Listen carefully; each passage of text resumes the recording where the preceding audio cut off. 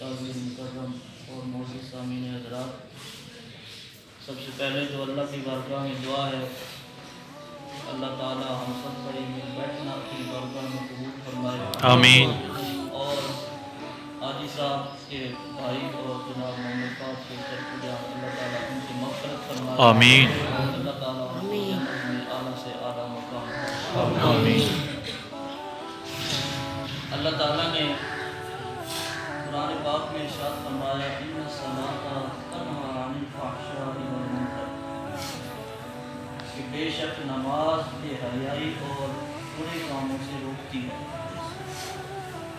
इसी हवाले से चंद मिनट की हाज़िरी है।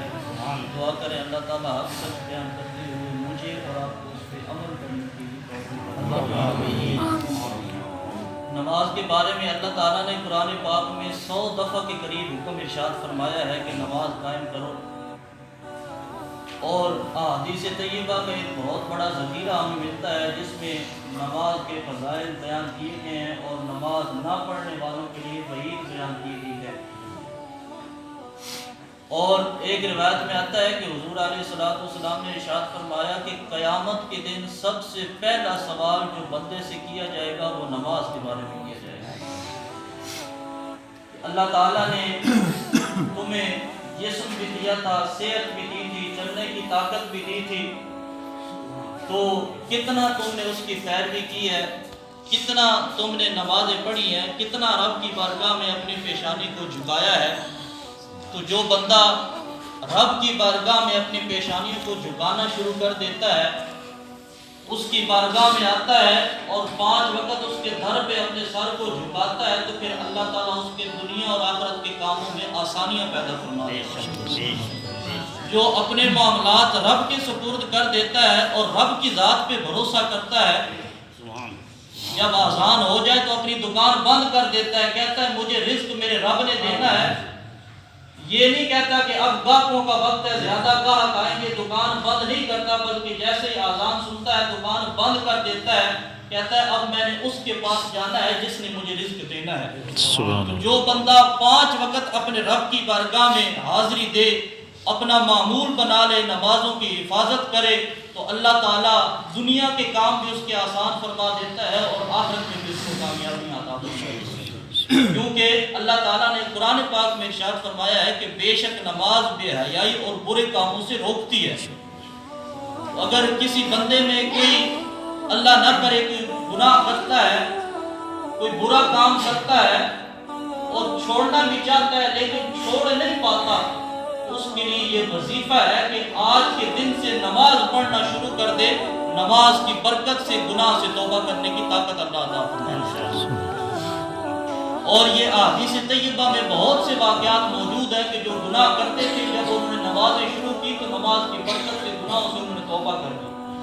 और जो बंदा फिर नमाज पढ़ता है अल्लाह ताला उसको बेपनाह अजर अता फरमाता है। बहुत सी हदीस हैं जिनमें हुज़ूर अलैहिस्सलाम ने नमाज पढ़ने के फ़ज़ाइल बयान फरमाए हैं। जैसे एक रिवायत में आता है कि हुज़ूर अलैहिस्सलाम ने इरशाद फरमाया जब बंदा नमाज पढ़ने के लिए मस्जिद में आता है, अल्लाह ताला फरिश्तों को फरमाता है कि ऐ फरिश्तों, इस बंदे के नामा आमाल में जितने भी गुनाह हैं वो तुम उठा लो।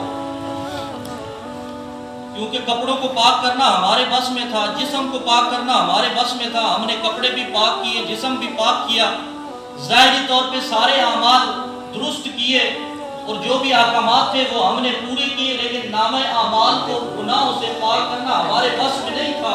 तो अल्लाह फरिश्तों से फरमाता है इस बंदे के बस में जो था इसने किया, ऐ फरिश्तों इसके नामा आमाल से जो गुनाह है उनकी नापाकी भी उठा लो, ताकि ये बंदा पूरी तरह पाक और साफ होकर मेरी इबादत करे। तो जब बंदा नमाज पढ़ना शुरू करता है उसके नामा आमाल से फरिश्ते गुनाह उठा लेते हैं, बंदा गुनाहों से पाक और साफ होकर रब की इबादत करता है। जब नमाज पढ़ लेता है, रुकू कर लेता है, सजदा कर लेता है, अल्लाह की इबादत कर लेता है, अल्लाह का शुक्र अदा कर लेता है, नमाज मुकम्मल करता है, अपने घर की तरफ जाने के लिए अपने कदमों को उठाता है, फरिश्ते रब की बारगाह में अर्ज करते हैं मौला इसने नमाज पढ़ ली है, इसने सजदा कर लिया है, इसने शुक्राना अदा कर लिया है, इसने तेरी इबादत कर ली है, अब ये घर की तरफ जाने लगा है, इस کے نامہ اعمال میں جو گناہ ہم نے اٹھائے تھے اب واپس ڈال دے. اللہ فرماتا ہے فرشتوں میری شان تو گناہوں کو معاف کرنا ہے. اس نے نماز پڑھی ہے, میں نے نماز کے بدلے اس کے گناہوں کو معاف فرما دیا. یا رسول اللہ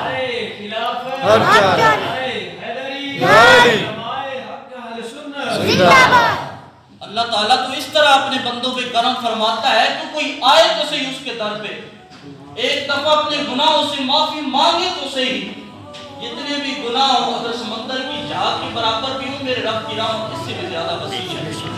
جتنا بھی بندہ گناہگار کیوں نہ ہو, اگر زمین و آسمان بھرا ہوا اس کے گناہوں سے, پھر بھی سچے دل سے توبہ کر لے تو میرے رب کی رحمت اس سے بھی زیادہ وسیع ہے, گناہوں کو معاف فرما دے. تو حضور علیہ السلام نے اور بھی بہت سی احادیث بیان فرمائی ہیں نماز کے بارے میں. ایک روایت میں آتا ہے کہ اللہ تعالیٰ نے جب جبرائیل امین علیہ السلام کو بنایا تو اللہ تعالیٰ نے جبرائیل امین کو بڑا خوبصورت بنایا, بڑے اس کے پیارے پیارے پر لگائے اور بڑی سونی شکل و صورت بنائی. تو جب بنا لیا جبرائیل امین نے اپنے آپ کو دیکھا تو دل میں سوال پیدا ہوا کہ اللہ نے مجھے اتنا سونا بنایا ہے, کسی اور کو بھی بنایا ہوگا. تو عرض کرتے ہیں مولا جتنا سونا تو نے مجھے بنایا ہے کسی اور کو بھی بنایا ہے. اللہ نے فرمایا جبرائیل میں نے تو تجھے فرشتوں کا سردار بنا دیا, تیرے جیسا سونا تو اور کوئی نہیں ہے. تو جبرائیل امین نے عرض کی مولا اگر تو نے مجھے اتنا خوبصورت بنایا ہے تو پھر میں شکرانے کے طور پر تیری بارگاہ میں نماز پڑھنا چاہتا ہوں, سجدہ شکر ادا کرنا چاہتا ہوں. اللہ نے فرمایا نماز پڑھ لو. تو جبرائیل امین نے نماز شروع کی, 2 رکعتیں پڑھی اور ہر رکعت میں 20,000 سال قیام کیا. 20,000 سال قیام کیا. جب نماز مکمل ہوئی تو اللہ تعالیٰ نے جبریل کو فرمایا غور سے سنیے گا اور اپنے مقدر پہ ناز کرے کہ ہم حضور کی امتی ہیں. اللہ نے فرمایا جبریل تو نے بڑی سونی عبادت کی اور ایسے عبادت کی جیسے عبادت کرنے کا حق تھا, تو نے میری عبادت کا حق ادا کر لیا, اب سنیں اور اپنے مقدر پہ ناز کریں. اللہ نے فرمایا لیکن جبریل ایک بات سن لے, آخری زمانہ آئے گا اس میں میں ایک محبوب بھیجوں گا جس کا نام محمد ہوگا سبحان اللہ صلی اللہ علیہ وسلم, اور اس کی امت ہوگی جو بڑی گناہگار ہوگی اور نماز پڑھے گی. اس کی نمازوں میں دنیا کے خیال بھی آئیں گے, ان کی نمازوں میں دنیا کے وسوسے بھی آئیں گے, لیکن اے جبریل سن لے تو نے جو نماز پڑھی ہے تیری اس نماز سے مجھے اپنے محبوب کی امت کی وہ 2 رکعتیں زیادہ پسند ہوں گی. جبریل امین نے کیسی نماز پڑھی, 20,000 سال قیام کیا. ہماری کیسی نماز, دنیا کے خیال بھی آتے ہیں, دنیا کے وسوسے بھی آتے ہیں, لیکن اللہ فرماتا ہے مجھے ان کی نماز تیری نماز سے زیادہ پسند ہوگا. جبریل امین نے دیکھا کہ اتنی محبت کرتا ہے اللہ اپنے محبوب کی امت سے, تو پھر جبریل امین نے عرض کی کہ مولا